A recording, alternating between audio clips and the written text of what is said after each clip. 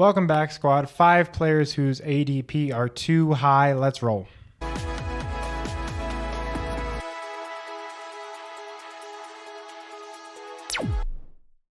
Welcome back, squad. Like I said, 5 players whose ADP is too high for me personally. Let's jump right in.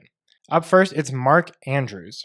I like Mark Andrews as a player. I think he's a good player. I think I struggle kind of with where this offense is going next season. So if you remember, Andrews got injured in week 11 last season. I'm not too worried about that. He cracked his fibula, which sounds scary, but he didn't full break it. He just cracked it, and it's a bone, right? It's not a tendon or a muscle necessarily. I'm not too worried about the injury itself. He's going to have pain probably throughout the season. That's just probably going to happen, but I'm not really worried about that. His ADP price is 42, right? So he's being drafted as a top 3 tight end.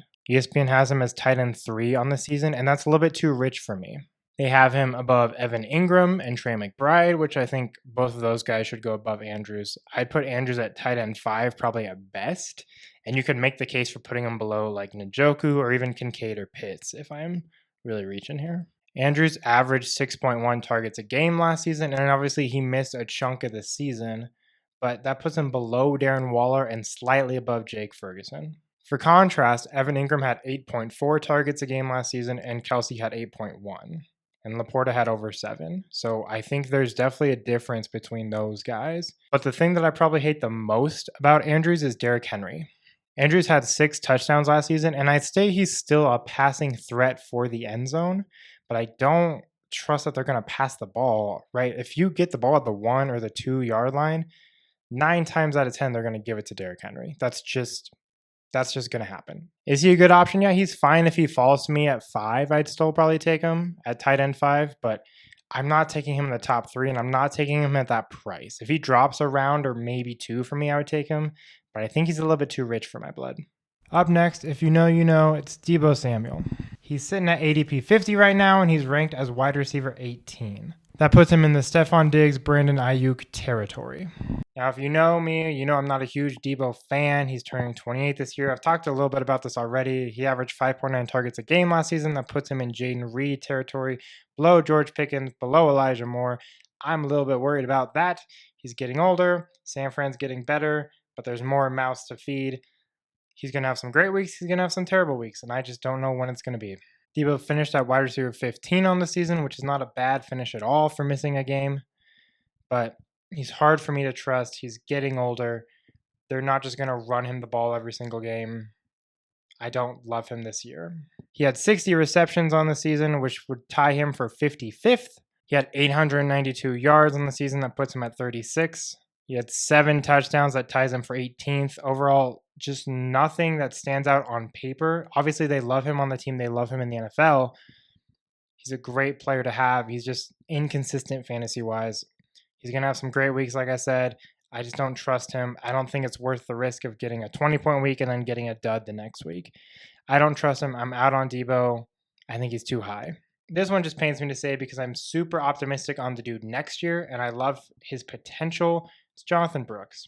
Jonathon Brooks' ADP is currently 75, and he's ranked as RB19, which I think is a little bit too high as is. This puts him 1 spot behind Ramondre and 1 spot above Aaron Jones, and I'd take both those guys over Jonathon Brooks.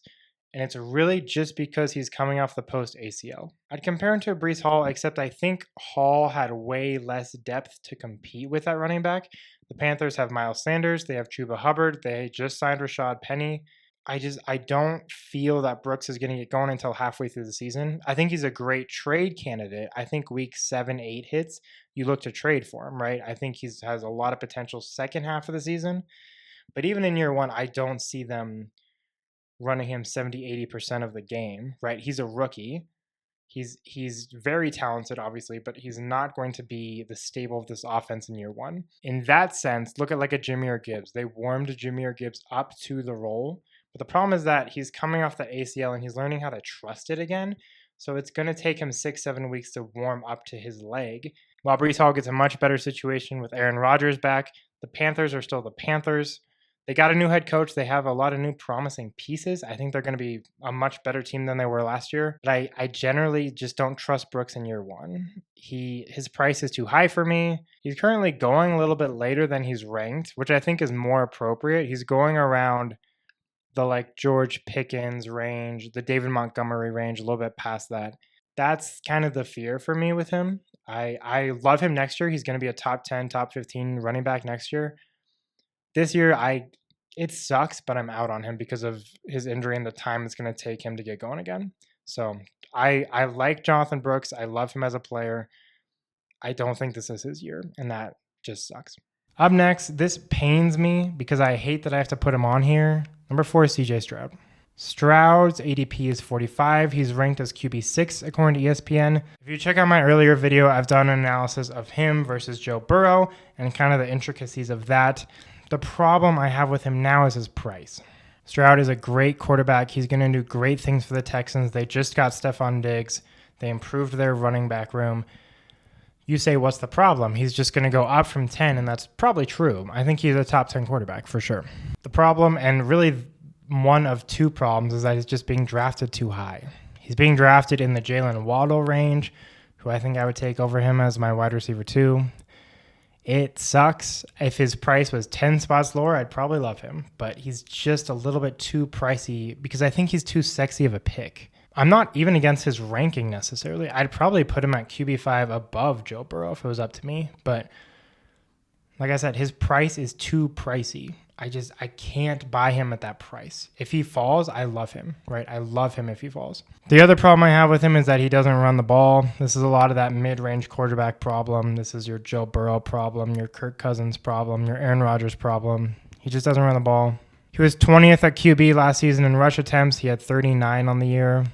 That number will probably go up a little bit, maybe. They also didn't run the ball into the end zone much. If you check out the earlier video, I talk a lot about that. They just got Joe Mixon. He's going to run the ball into the end zone. I love Stroud as a player. I think he's so good for the Texans. I hate that I have to put him on this list, and I still like him more than Joe Burrow. I just don't like his price. Number 5, this one just makes sense to me. It's George Kittle. Kittle's ADP is 63 right now, and I think he's just being drafted too high. He is currently tight end 6. He's above Njoku. He's above Dalton Kincaid. He's above Kyle Pitts. 3 guys I would take over him. His price is too pricey. Other guys are too sexy. That sounds weird. Kittle was 10th in targets last season at tight end alone. And he was 14th at tight end in average targets per game last season with 5.6. The problem I have with Kittle is a lot of the problem I have with Deebo in that there's too many mouths to feed and I don't know what's going to happen. The 49ers touchdowns are going to run through CMC as per usual unless there's like a freak injury or something. I'm not drafting Kittle at his price. He's a great blocker. He's a great NFL football player. Fantasy-wise, he's inconsistent, and that's just what it is. He'll have his huge games. He'll have his 20-point games. He'll also have his 5-point games. I just don't trust him week in, week out. He had 7 games below 8 fantasy points last season. He had 5 games above 18 fantasy points last season. So, like I said, he's an inconsistent dart throw for me. Super good tight end, but fantasy-wise, I'm more skeptical on him. Anyway, let me know what you think. Let me know if you agree, disagree. Next week, we're doing ADPs who are too low, so we're doing the opposite. Should be a fun time. Stay tuned. Peace out in the meantime.